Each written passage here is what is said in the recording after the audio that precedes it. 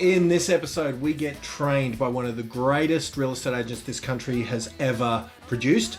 I've known Matt Steinway, the great man, for about 10 years plus. In this episode, we delve into a whole bunch of things, not only about what a $5 million agent in commissions can teach us all, but also what can be learned. This famous question that was asked from one of my friends in America: what can a $5 million agent teach a $60,000 agent? That and much, much, much more.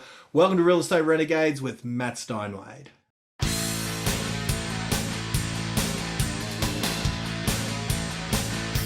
You want the normal real estate training you've been told a million times? Make cold calls, knock on doors. Best be switching off now, because in this podcast we go out of the box using unknown tactics, primarily that the real estate industry has never heard of, in order to get you called in more often, convert those listings, and get more success without the painful cold calling. Listen up, we're in for a ride. This is Real Estate Renegades.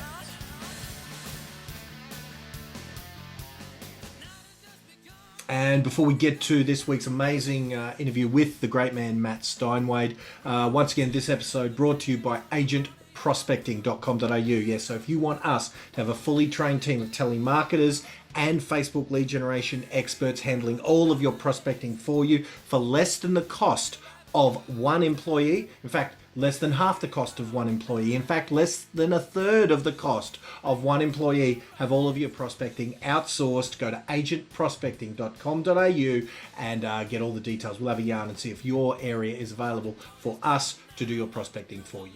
And on that note, let's hand over to some bald bugger and his mate, the great man Matt Steinwade, for this week's episode. How are you, Twid? Yeah, good, man. I feel like I've been spending about 3 or 4 hours with you, because we've had a couple of calls in the last, week or so, but I've just spent all morning this morning watching a keynote of yours, life videos, LYFE for you guys. Check those. I've spent hours with you this morning, man, and you don't even know it, bro. So it's good to catch up again, man. Been too long coming. You've been too busy. You've been too busy. Mate, how is the before? Because we are here today to help some people. You know what I mean? It's this new, really subversive and sneaky tactic I've got of convincing my audience, the marketplace, that we can help people by, heaven forbid, this sneaky tactic called actually helping people. I know it's submissive and innovative and really sneaky, but that's what we're here to do today. But mate, for those of you who, there's a whole bunch of my guys who've loved you for years, who've seen you over the last, 5, however many years, 5 even more years, in and around different seminars I've done and stuff. Mate, bring us up to speed, because you've gone to a whole new level, haven't you?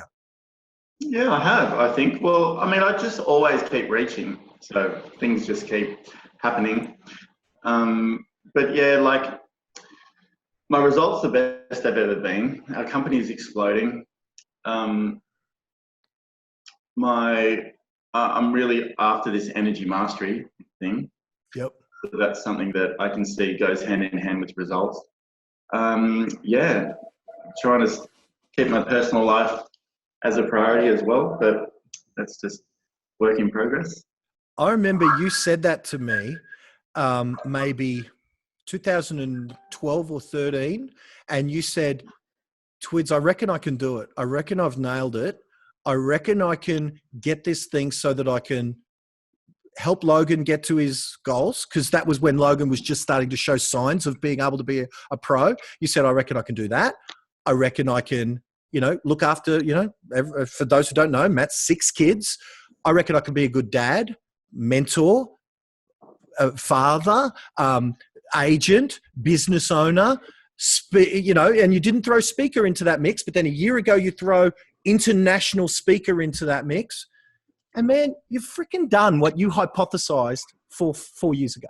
Well, not in international speaker. That's not even nearly there yet. Yeah, but what I'm saying is the stuff, you didn't talk about that. You only threw that into the mix this year. Yeah, thanks. Well, yeah, funny enough, I'm at the place in my career where I don't really want any more growth. Like, I just want to maintain where it's at. So last year we wrote like 5 million something, and I just my team, and I'm happy with that. I don't need any more. So now it's just about tweaking, refining, better service, I mean, the ball was dropped a few times along the way last year where, you know, it made me sort of sharpen up because you can get a little bit complacent sometimes when you've got so much volume, like too much volume coming at you. So, but it's good. It's what I wanted to create in the beginning. So there you go. Yeah, you've done it, man. And now actually there's something, it leads me to the first question. And I was just on a USA webinar and a guy, you know, a couple of people have reached out to me, but one in particular that I want to throw our first question to you. Now, before we do that though, because this person isn't interested in 5 million. And in fact, $5 million will freak this young man out. And I don't even know how old this person is, but he's saying he's wanting to build a brand. And he said, are you willing to help an unknown? Right. So that means, I don't know if he's young, but he's young in his career of building a great personal brand, whether he's 16, 18 or 50 or 70, whatever. And the advice I told him was jump on the Facebook Live I'm about to do with Matt Steinwade, and you're going to be my first question.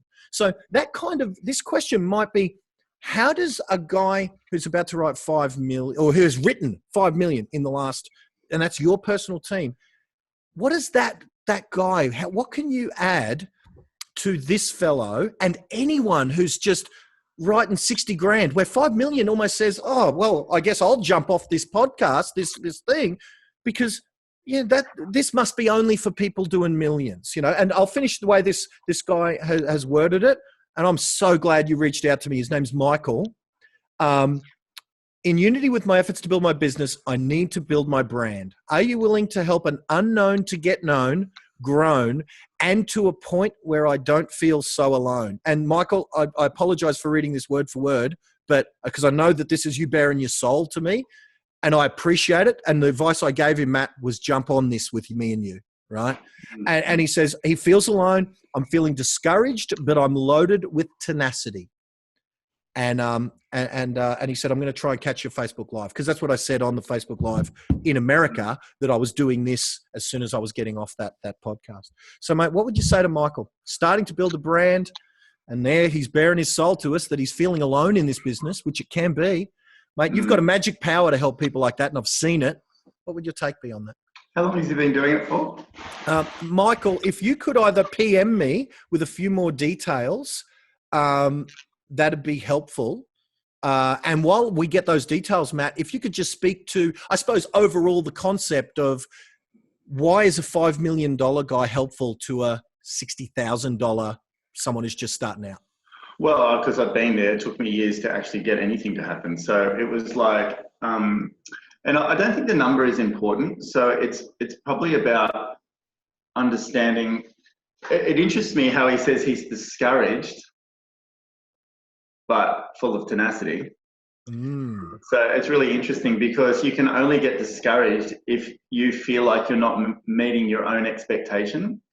I've never been discouraged in my entire career.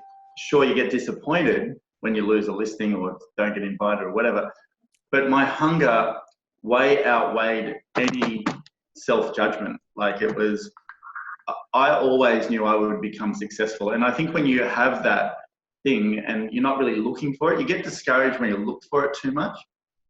You know, like, you think you should be somewhere where you're not. And, you know, for the first year, I didn't list anything. And then the next year, and took 3 years, 4 years to even get any sort of traction. So I was more interested in getting in front than I was like thinking I should be somewhere. So I was like more interested in, how do I run faster than everybody else? How do I apply myself more than everybody else that other people have trouble keeping up with me? That was really my tool. So I think sometimes we can overcomplicate this thing so much, because you listen to trainers, people, coaches, all this sort of stuff, and there's all these tools that you should be using and should be doing. But really what it comes down to is, at first, how fast you can run.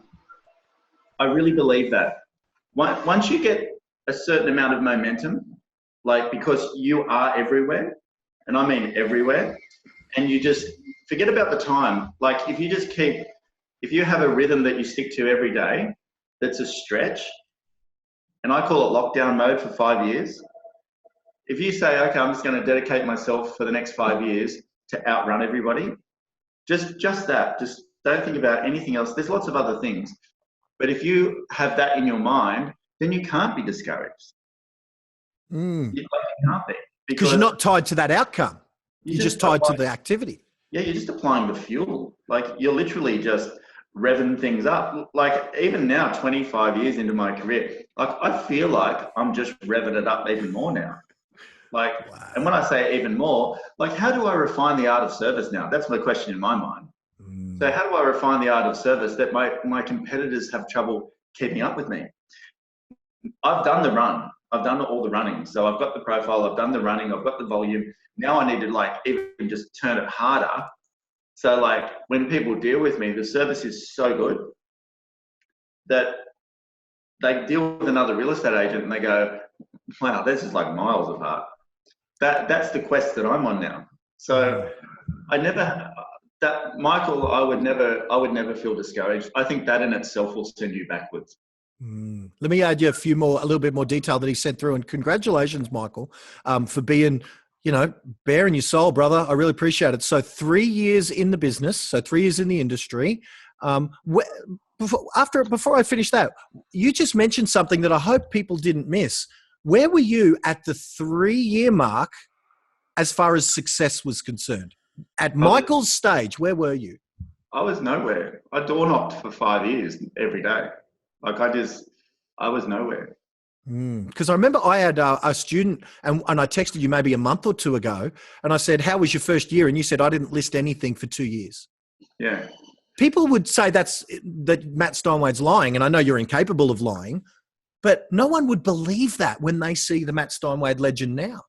No.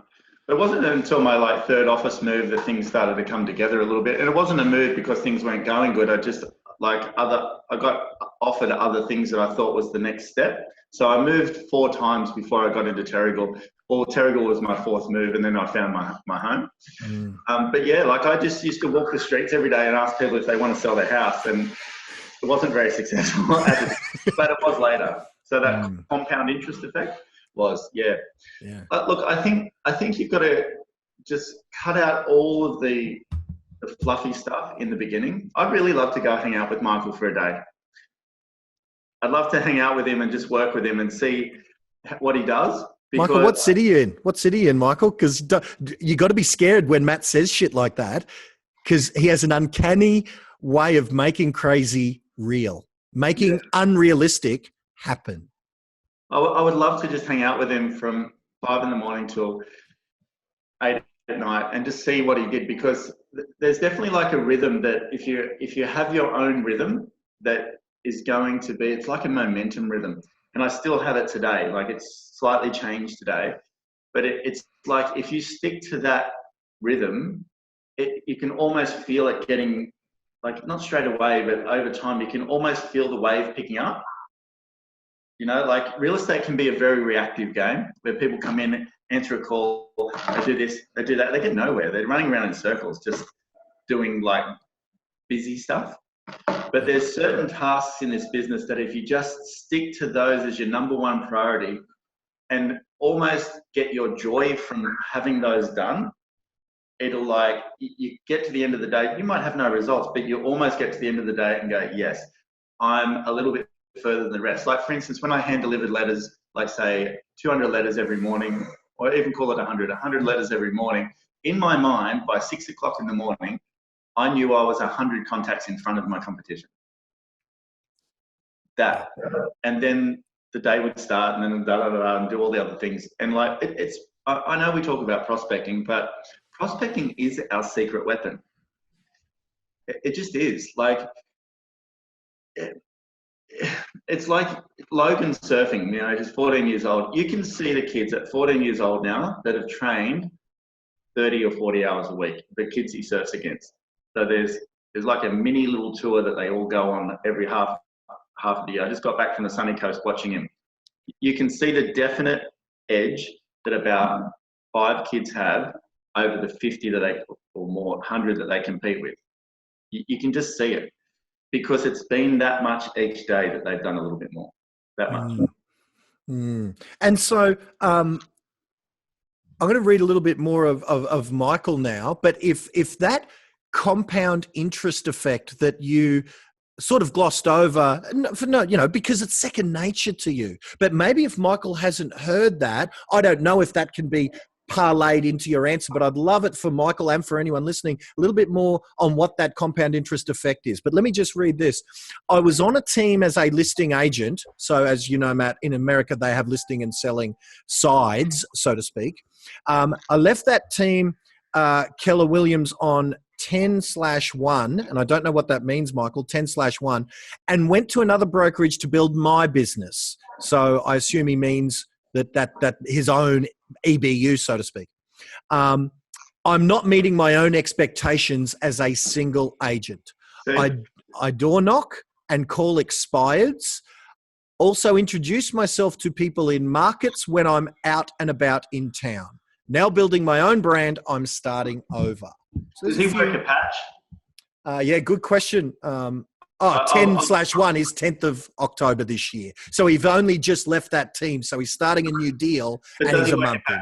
Yeah. So Michael, do you work a specific geographic area geographically that we call down here a patch, like a farm area? You might call it something like that. Do you work 1,000 to 2,000 homes? Not like he might go, yeah, I work North America or something. Yeah, that's right. But like just 1,000 or two. There is one thing, Twids, that I sit in front of you right now. One thing, that there is a formula for success in this business.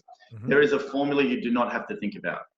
Yep. If you apply this formula, you will become the most successful agent in your area, in New South Wales, in Australia. In Seattle. In Seattle, anywhere. You can take it to China and do the same thing. There is 100% a formula.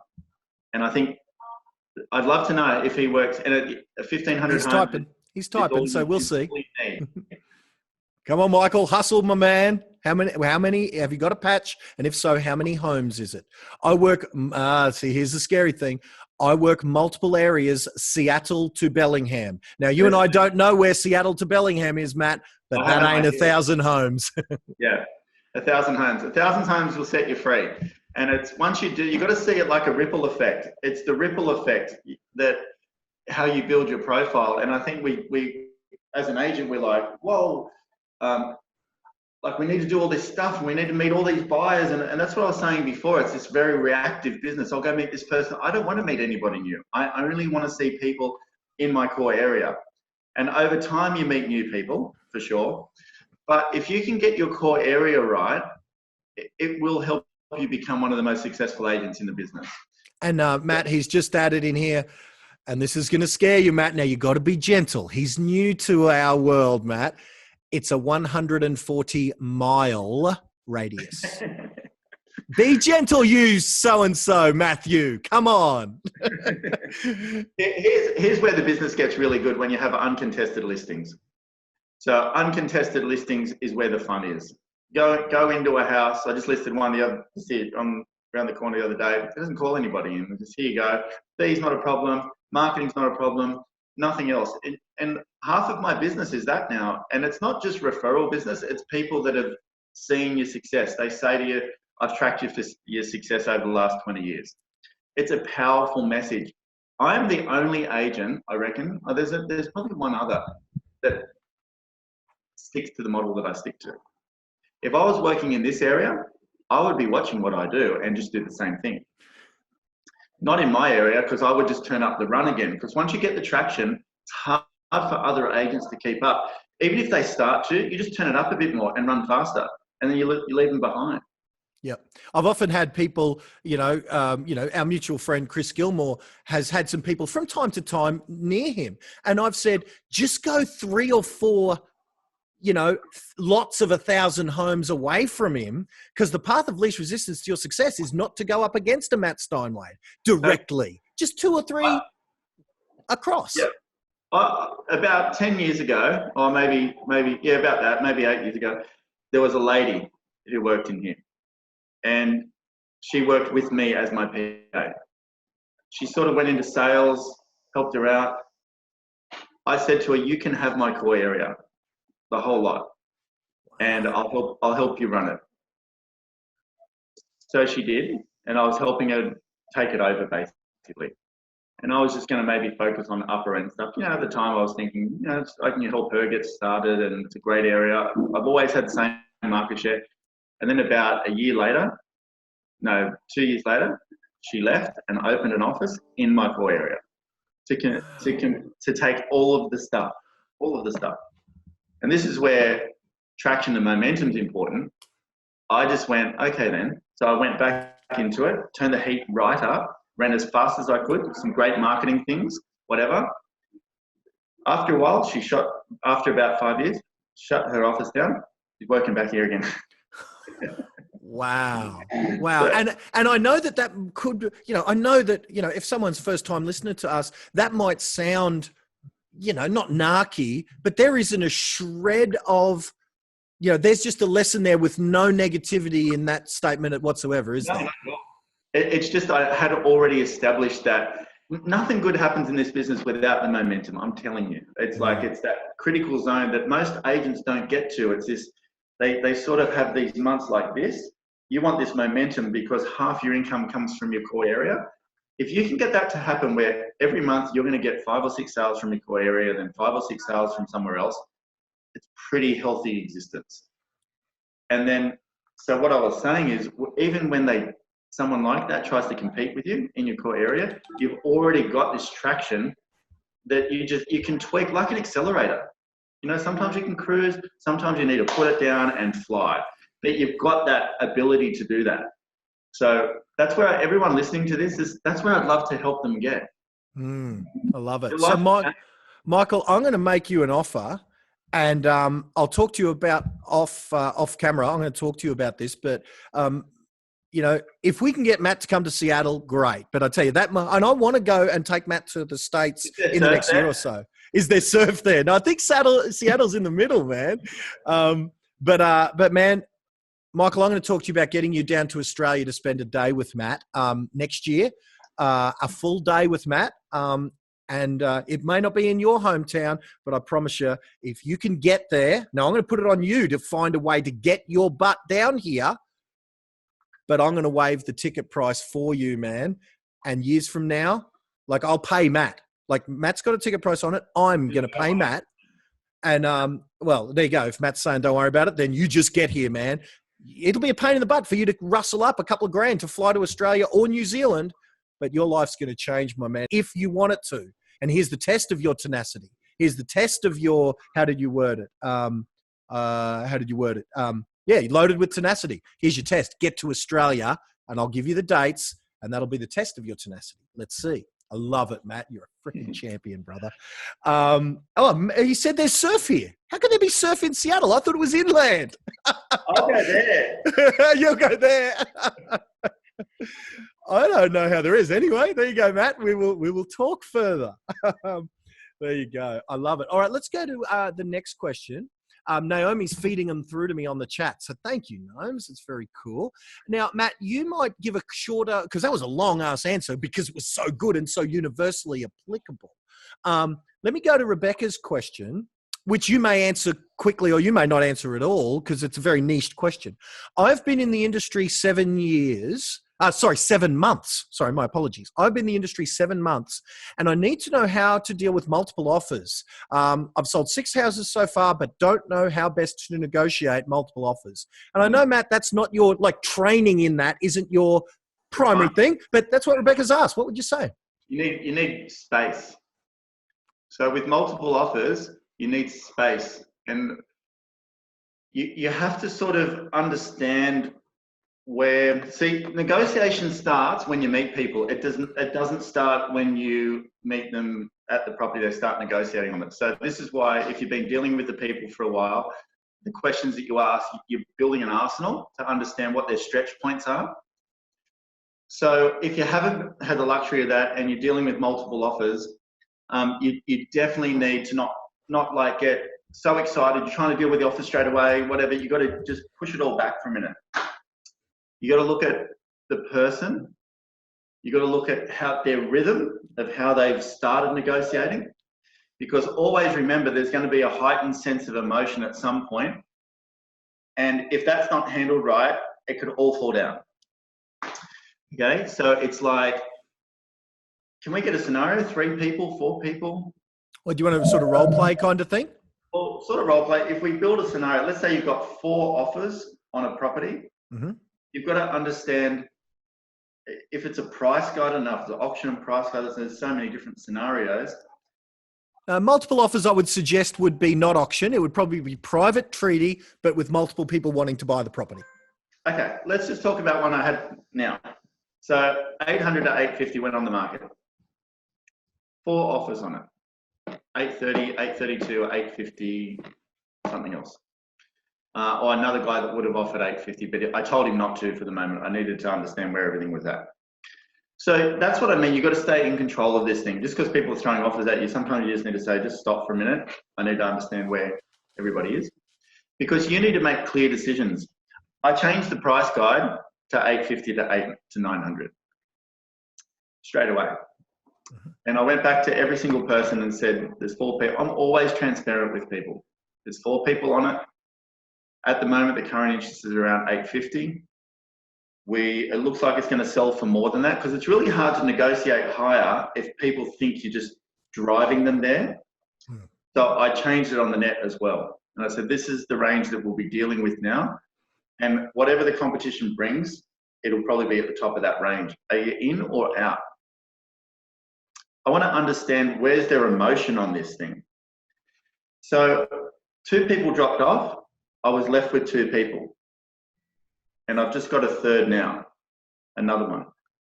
So I've just got an offer text to me at 870,000 just now, unconditional offer 870, just before I came to this webinar. Wow. And the other 2 people, I said to one of the guys yesterday, and now when you say things to people, you've got to be sure that you're not going to lose them. Like you have to be sure. That's why space is important. This has been going for 3 days. I could have tried to wrap it up on the first day, but I felt the outcome is never good when it happens too quick. All right, so I've sort of allowed everybody to sort of breathe a bit. And with that breathing space, you'll find that people will either naturally get heightened, more in, or they'll drop off. You'll see it happen. And then you're in control. She's asking this question. Was it Michelle? Rebecca. Sorry, Rebecca. Michael was the last person. Rebecca's asking this because it's hard to handle. It's like, it creates anxiety. It creates unhappy people if it's not handled right. And it shouldn't do that. Yes, it does happen, but it shouldn't do it. That's why you need to keep the control with you. When there's too much going on, you lose control, and it's like it becomes an unpleasant experience. So that's why she's asking. So if you just look at that scenario there, I could have kept negotiating past 850, but what happens then is it brings uncertainty to the buyers. They feel like you're just trying to guide it, like play each person off the other. Whereas when I change the price guide, it's clear. It's like not myself taking it anywhere, but I would say to them, look, this is the range it's going to be in now. Are you in or are you out? Because I want to understand, where's their emotion at this point. So that would be the first thing that I would say. Then you pick your 2 top buyers, and automatically I would say to them, I think it's going to end up at the top of this range. How do you feel about it? Yes, no? Cool. Yep. I'm in. So we're role playing now. I'm in. I feel it's going to be at the top of this range. Yeah, no, I'm in. Yeah, or whatever. Yep. Now, mind you, it's at 850, so that was the top of the last range. How would you feel as a buyer, Twids? So I feel it's going to be at the top of this range. Yeah, no, well, we're in. Yeah, we're in. Yeah. Okay, what's it gonna take, Matt? You know, just be straight with me. What's it gonna take? Because that's the question. Okay, cool. I was just about to say to you, Twids, if it got to 900, are you in or are you out? Jesus, mate. I'm gonna have to talk to the missus. What's the deadline? No deadline. I've just got to get a sense of where everybody's at. One, to let you know, but also to let the owners know so they can have some clarity around their decision making. So if it keep us in. Yeah. Okay. So right there, I got a buyer at 900. I haven't asked them for an offer, but I've got a buyer at 900. Now I just need to get a sense of where the other person's at. And this is the danger with multiple offers. If you just bounce them off each other and don't manage it like that, you could end up at 871, but you've got a buyer that would have paid 900. So right now, I have a buyer that will pay 890, and the other buyer's pulled up at 870. But if I just bounce offers backwards and forwards between them, without, I could keep pretending if I was, if I had no integrity, but just by asking the right questions early, not in the heat of negotiation, earlier, then I can get a sense of where everybody's at emotionally. Yeah. Then you can make some clear decisions. And so let's play devil's advocate. Let's say I wasn't so in love with it, and I said, "Nah, Matt, at 860, mate, any more than 860, we're out." So if it got to 870, just keep you out of the loop? Yeah, keep us out. For sure? Yep. Okay, great. Now I know where you're at emotionally. Yeah. Okay, but I would have the same conversations with the other buyers. So if I've got 3 or 4 buyers, and here's the thing, you've just said to me at 900, it's like chess, it's the same. Yeah. I've got to know where all the things are ahead of time to make the right moves. You said to me 900, I go have a conversation with the other buyer as well. If it gets to 900, are you in or out? I'm not saying I've got another buyer or anything. If it gets to that, are you in or out? If another buyer says yes, I'm definitely in. I would, and you guys are the 2 standouts, I would come back to you, both of you immediately, and say, I've got some interest at 900. It looks like it's going to go beyond that. How do you feel about that? Yeah, okay. Can't be much more than that, mate, or I'm out. Yeah, see, now I can get a sense of where's your emotional cutoff happening, and I can make some decisions around it. Yeah? Do you see what I mean? I'm not saying this or that. I'm building a picture. You have to build a picture as a great negotiator so you can inform people, guide people. And you're not getting offside with me. I'm sort of saying, look, this is where I think. This is how it's looking. And it feels like I'm guiding you. I'm not telling you, I've got an offer of 895. Oh, sorry about that now. I've got an offer of 897. Oh, sorry about that. It's just, that's how you handle it, and it's going to end up in a mess. Well, and in some states, that's going to end up in court, because in some states, that's illegal. That it has to be, you're not allowed to say, Matt, I got 895. You're going to give me 900. That's what auction's for. And in private treaty in some states, you're not allowed to do that. So totally. Quite often, Twids, I won't even, I'll get an offer and I'll just don't do anything about it. I just drive around and go about my work.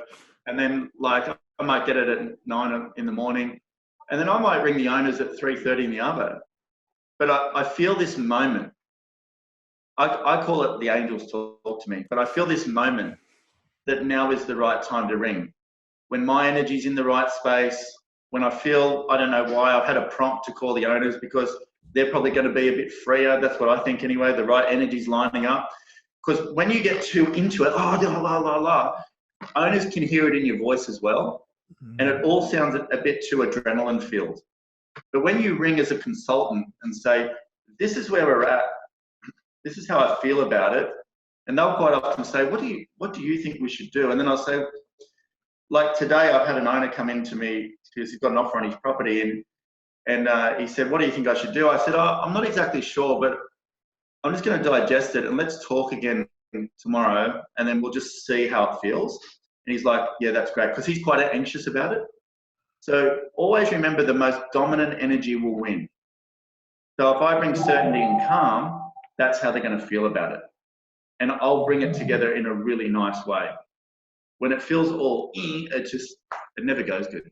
Yeah, I love how, and you do that to me, man. You do that to me. I'm freaking out that I've extended myself insanely and booked Richard Branson or something, some of the crazy shit I've done. And man, you have that air of, I'm not even your client, and yet you manage our state because you're so freaking calm about everything. I'm freaking out. And similarly, I love how you do that for your sellers as well, because I've experienced it firsthand. And man, I love that you know how valuable that is to us. You know what I mean? It's an energy game. I know I talk about energy a lot, but it's an energy game. Anyway, that's another discussion. Yeah. But here's the thing, you're right, but no one should be put off by that word, because I'm the least, let's just say, I don't know what the word is, but woo-woo and putting weird stuff around that word energy. I'm the least open to that. And yet I know exactly what you mean as a person who's been there, that I'm sure people can feel that you and I have no secondary motive with regards to this. Sure, there's a banner up the top that says A Day with Matt, but right now in this moment, we're here helping Michael. We're here helping Rebecca. And people will be able to feel if we had weird, we could call it energy about that. You know what I mean? So... Yeah, well, you know how I feel about selling tickets and things. So. Yeah, well, that's it. I mean, and that's the thing, and that's yeah. And isn't it funny that I'm all about, you know, hustle and all about kind of, you know, doing business my way. You're at the other end of the spectrum, and yet you and I have been mates for years, and we find somewhere in the middle to kind of, and I reckon somewhere in the middle of us is the next Tony Robbins, bro. Hey, so I reckon if we could somehow hybrid you and me, we got the next Tony Robbins. All right, let's get on to the next question. Dave Walker. But I really hope, Rebecca, that some of those principles and even some of those scripts have really helped you with multiple offers because, that's some good stuff there. So, Rebecca, I hope any more info you need on that, maybe just put some comments below and, some of us can sort of follow up and type in some. If she wants. Yeah, cool. So thanks, Rebecca, for that. Much appreciated. Dave Walker says, "Hey, Matt, you are a legend." Always a good way to start a comment. Hey, Matt, you're a legend. I've followed your prospecting system to a T, and I've never looked back. Thank you, mate. And there you go. There's no question there. It's just very cool. All right. So Mick asks, as a newbie into the industry, I love this. I heard this answer this morning on your YouTube channel, Matt. But let me ask the question, and you might even just say, go to the keynote I did on my YouTube channel. But Mick asks, as a newbie into the industry, where should I start with prospecting? So we've already ascertained with Mick, geographic farm area. What specifically maybe should Mick do when he's starting out his prospecting? Yeah, just be really active. I think it is just about, you got to think the number though. So, 9 to 12 contacts, people start to recognize you. So whether it's cold calling, you got to think of the contact, not the lead generation. And I get companies want lead generation, but you've got to think, hopefully they're a longer term vision company. So it's like every time I met someone, I'd be like, cool, almost like a tick in the box. I wasn't really looking for anything. Yeah, I was like, I'll list their house in 10 years time. I'll list their house in 20 years time. Like whatever, at some point I will. So I was more like, okay, there's one. So it doesn't matter. Face-to-face is always good. So I built my career on letters, plain old letters, fold them at midnight, fold them until midnight, get up and hand deliver them, then door knock and cold call. So I know that's not breaking stuff, but it's more the consistency of the contacts that's going to help you reap the rewards. Yeah, I think I heard you say once, and I may be misquoting, and I may be quoting someone else that I attributed to you, but it was something along the lines when even one of your contact points was just your business card stapled to letterhead. And I think I heard you saying it's more important that you send than what you send. Yeah, totally. My letters, every 4 weeks, my core area will get a letter from me, and it would just be anything. It would just be like, the market's really good. If you want me to come and check out your house, so be it. Or a card, paperclip to the top with just in case you need it. Call me. Hotspot letter, one saying your home's in a residential hotspot. It's the best letter in the world, that one.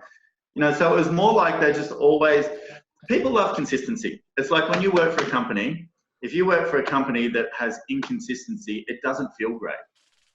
The good thing about McGrath, even though the share price isn't very good, but it's like McGrath, it's like everything's consistent about it. The way we do business, the brand, it's very solid. You got to see the same as building your brand in your core area. If every 4 weeks you're going to get a letter, like these gingerbread houses, or they're out there, but these gingerbread houses I've delivered for, 15 years plus, people actually go, our Christmases wouldn't be the same without the gingerbread houses. Do you know what I mean? So it's like every single thing you do, that's why your day is so important. Forget the month and forget the quarter. It all takes care of itself. It's the day. So if you're going to commit to 100 letters, 30 door knocks, and 20 cold calls every day, that's your rhythm. That's your ingredients. Forget this 100 call business. That is mind-numbingly stupid. It's like, I would rather just have really great focused energy over a chunk that I feel is a bit of a stretch, but also that you can do, like that you can implement every day. Because if you do 100 calls, it's like eating chocolate every day. If you ate chocolate every day to the point where you got full, you wouldn't want to do it after a month. Yeah. But if it's just a couple of, nice amounts, it's sustainable. You enjoy it. You like it. And I think we've got to get enjoyment back in this business, because the grind that companies put in, do this, do that, do this, it's not enjoyable. But if you got the enjoyment around building the beautiful cake in your core area, like adding the ingredients, that's just an amount that you're looking forward to do, like the 2 hours of door knocking or 1 hour, whatever it is for you, we're all different. I think it's sustainable, and you will see results over time, and you will have the fuel to keep it going. I love that, mate. When you first talked about, you used the word McDonald'sizing this business. Now we might use the same metaphor of making a cake. I love that, man. For really almost the first time, I've never seen anyone be able to very clearly say, here's the cake, here's the ingredients, now go and do it. And do it with the right energy in the right space. And everyone, again, and I know that we don't see very many Matt Steinwades in this business, but I know how confident you are that it's predictable. Yeah, we should though. That's the thing. Where everyone, like, I've done nothing special apart from put something together which brings consistent results. And because that's what I could see was missing. People come and people go in this business and they scratch around trying to find. There's an abundance of opportunity, like abundance of listings and people and too much, actually, too much. It's how you see things, and how you create something that suits you. Like Twids, if you worked in a real estate office and I did, our styles would be totally different. Your desk would be very, very messy. But how do you know, Matt? How do you know? Yeah. But it's like Logan, the surfer kid. He's always in trouble at school because he can't sit in a classroom and think properly. Like kids, and they say, oh, that kid's got ADD, or that kid's got, that's all cool. But it's like Logan learns by getting out there and running around and using his energy and that's where he thrives, and it's like, but another kid would sit there and read and whatever. You got to tailor it to suit you. I think when I'm going to spend time with people in a room for a day, and look, let's be frank about this, it's probably people getting to know what they would expect there. If I'm going to sit in a room with people for a day, it's been a prompt of mine for so long, but I haven't been ready for it. Like I just haven't felt the intention was right. Yeah. Like every year I've been saying, Matt, can we do a day? Matt, can we do a day? Matt, can we do a day? Yeah. I just haven't felt right about it. It's like, but now I feel like I'm wise enough and I'm experienced enough that I want every person that comes there to walk out of there and have the results and have an understanding of how to generate the results and the life that they want. Because I reckon success is about achieving what's important to you, whether it's 500,000 a year, $1 million a year, whatever it is. But it's like, that's what I think I can help people do on this thing. And in a way that's like just personally tailored, because it's very easy to help someone implement it. They've just got to understand how. Yeah. Melanie asks, if you needed, and look, you answer this however you like, that if this is the wrong question, because as I read this, I think, oh, Melanie might regret asking that based on the last answer, because Melanie typed this a while ago. But Melanie asked maybe 20 minutes ago, if you needed a listing fast, what would you do?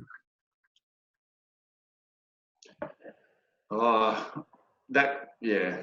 I know what you're saying. Is there any answer to it, or is it just you can't need a listing fast? It's going to feel really like not the right answer, but it's probably like coming from a different place. When you need it, you won't get it. I would work on my energy to become receptive to meet the person who wants to list their house next. I know that might be totally off track of what she's thinking, because yes, you can have an expired strategy.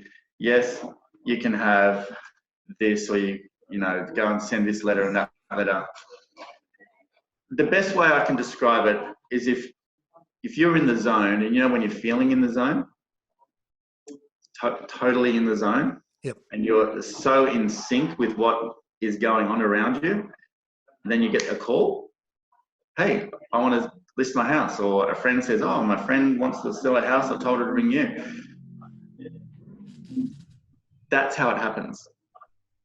Like, you need to learn about the law of attraction and energy and how to implement it and how to become that. Your world will change within a week, 2 or 3.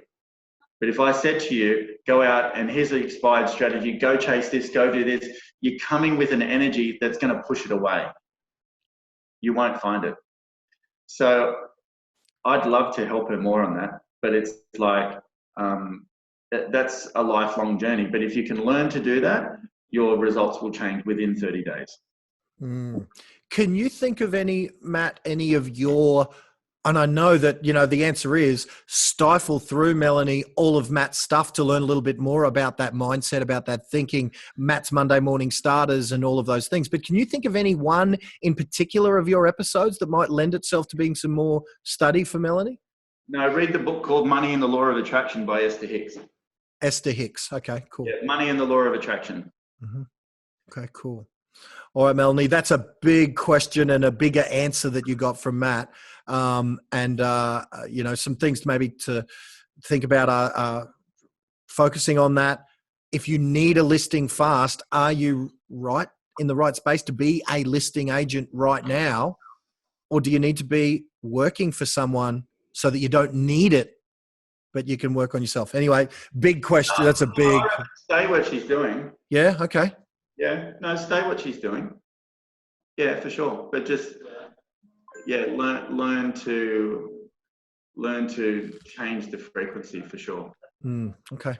All right. So, and again, Matt mentioned some strategy that you can, so if you can get the energy right, and then Matt mentioned some strategies like expireds and things, there are some answers that are more practical.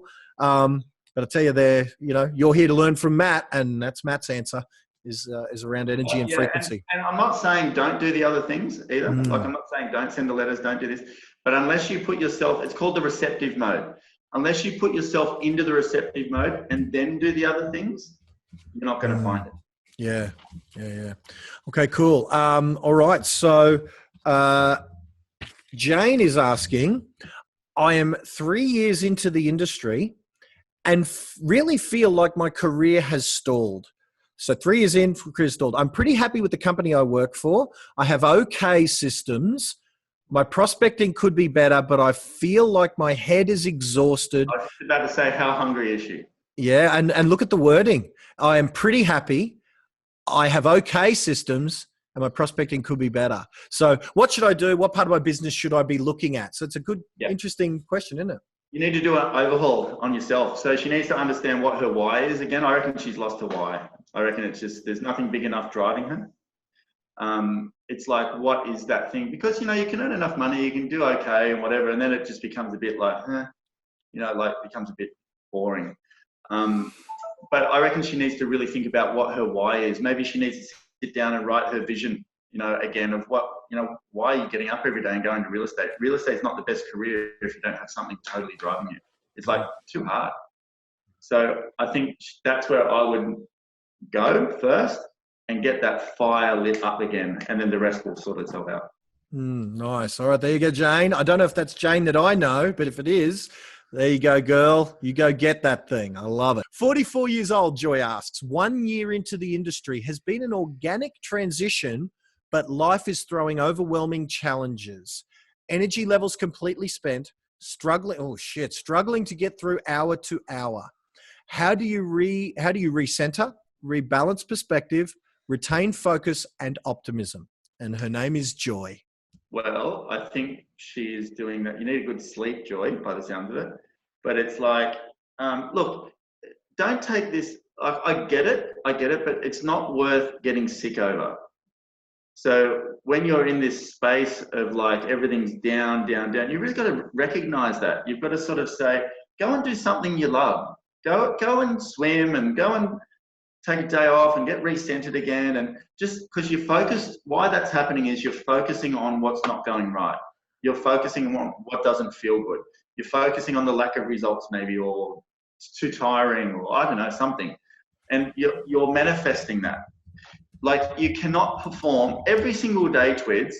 My goal is to perform at my highest possible level, my highest. So I invest the more you rang me this morning. I don't know what time it was, like 3:45 a.m. But, you know, I was up, being in the gym, doing all that. You've got to take care of yourself first. If you're feeling like you're pumped, I'm 45 years old, Twids, and I'm on more of a health journey now than ever. I've always been very healthy, but now I'm like, how far can I take this thing? How good can it get? So you have to make sure that you're on this plane of like pumped, feeling good. When you feel great, you don't get like that. You know, diet, health, drinking, smoking, all of this sort of stuff. Like, you've got to take a real good look at what's going on there. And your commitment every day is to bring the best version of you. If you had a car, you were going to sell it, you'd polish the heck out of it and do that. People spend more time doing that than they do taking care of their inner self. But it's backwards. You need to take full care of your inner self, then go to work and kill the thing every day. Then you don't get exhausted. Yes, you get tired by the end of the day. But if you're really like humming inside, it's hard. It's hard. Like, I don't want the days to stop most of the time, because it's like, I just want to keep going. You know, and that's after a long time of running fast. But I've learnt to do that. That's where I reckon she's at. Yeah. Wow. Wow, man. All right. Carl says, great session, guys. As if you're reading my mind, Carl, because I agree. I'm just sitting there going, man, for anyone who's not on this, you're missing out. Share it with your mates and say, you missed out on this live, but you can at least watch the recording, because we're Facebook Live. And now, isn't it interesting how Facebook's changed the game, man? When we first started, it didn't even exist. And look at what it's done to our ability to impact thousands of people, both as agents or even as a coach like we're doing here. I love it, man. What's your take on that? I mean, on social and on how the world's changed before our very eyes?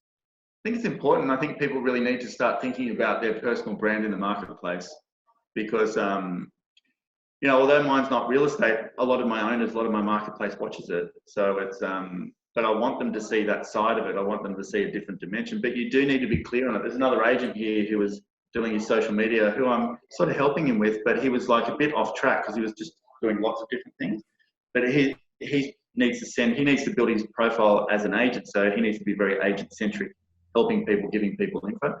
So look, you're going to get left behind if you don't have a great presence there. And I mean great presence. Agreed. I reckon in the not too distant future that you're going to see more filmers filming people. Like, at the moment, you know, I do it because Gary did it and you do it, or, you know, Eric Thomas started it, I think. I don't know, something like that.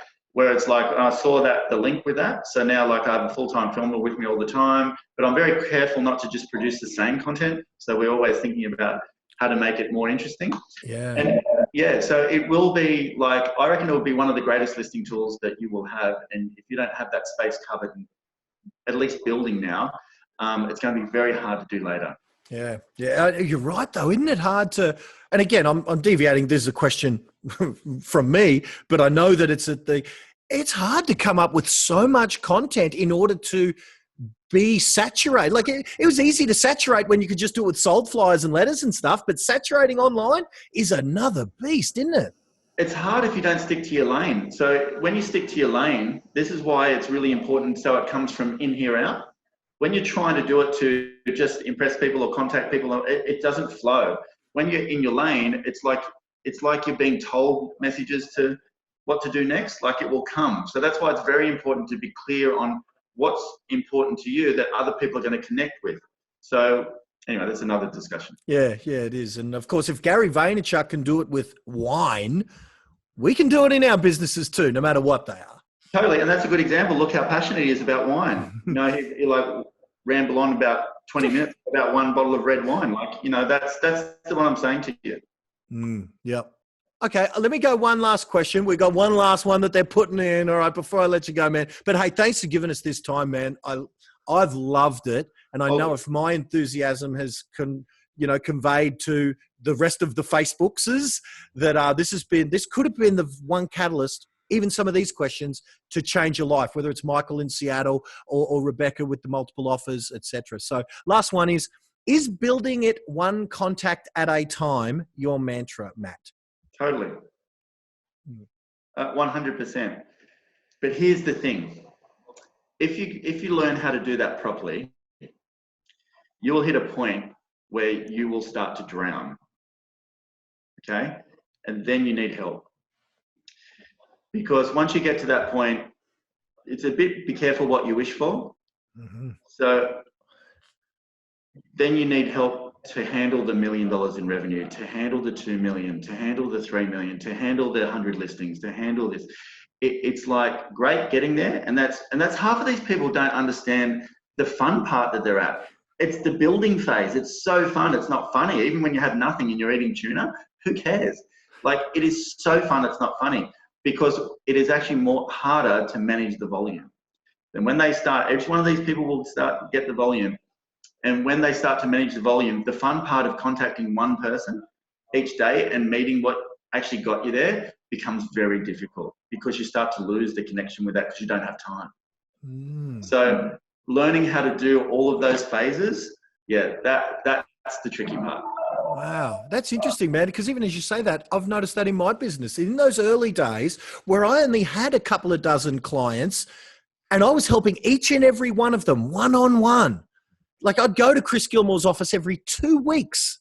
I was in physically. In those were the days. These days with what we're doing now it's fun in its own way, but I can look back on those days fondly where I knew the name and surname and business of every one of my clients intimately. Now, unfortunately, I can't. So it's interesting. Same. Very interesting. I love it, man. Madeline Day Rossi says, been an amazing hour. Thanks, Matt. Thank you. Very cool. Dude, thanks so much, man. We're catching up in a couple of days, man. I'm coming down your way. Love it. Can't wait, mate. Can't wait. All right, so everyone, go and tag on the Matt Steinway video of your choice. Find one and put a nice comment on there, because if that's the energy from Matt was worth the time to tune in today. I agree, Dave. He's the best of the best, man. You're going to be fielding thank yous on Facebook for the next hour or so, Matt. So good luck with that. Have fun. All good, Twit. All right, bro. See you in a few days, mate. All right. All right, so there they were, Glenn Twiddle, in interview mode with the great man Matt Steinway. And remember, if you want your prospecting handled for you, just whip over to agentprospecting.com.au. And by the way, whack that subscribe button, whack that like button, that bell, and all those things you got to do so that you can see way more episodes of Real Estate Renegades. Until next time, bye for now. Wow. Well, there you go. I hope you liked the episode. If you like that, then what you need to do is you need to subscribe. You need to get more of this craziness, because we got more are coming. I'm never standing still, and we've got so many more guests. We've got so many more strategies, more out-of-the-box thinking. So if you haven't subscribed, literally, you're like throwing away thousands of dollars. Because I tell you, if you haven't subscribed, you don't come back. You know what I'm going to do? I'm going to find you, I'm going to market to you, and I'm going to charge you for the very stuff that on this podcast we give away for free. So whack that subscribe button on whatever your favorite podcast weapon of destruction is, and we'll see you on the next episode. Bye for now.